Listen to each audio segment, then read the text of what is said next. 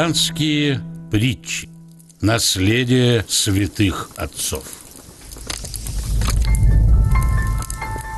Добрый царь и крестьянин.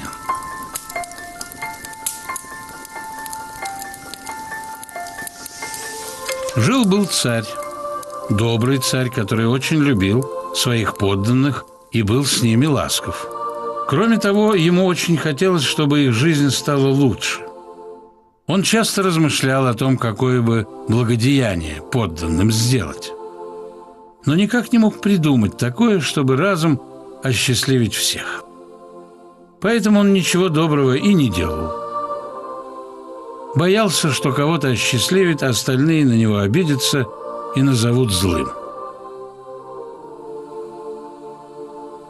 Так и умер царь, не придумав, как осчастливить всех. После смерти о нем почти не вспоминали.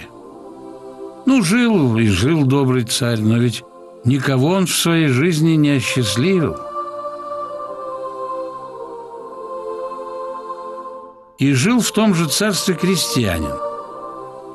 Ни нищий, да и не богатый, ни злой, да и не ангельского характера.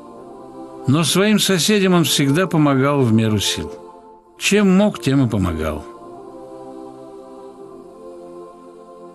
Умер этот крестьянин в один день с царем. Соседи его и по сей день добрым словом вспоминают. Оказалось, что за свою жизнь он очень многим помог. Не осчастливил, но помог.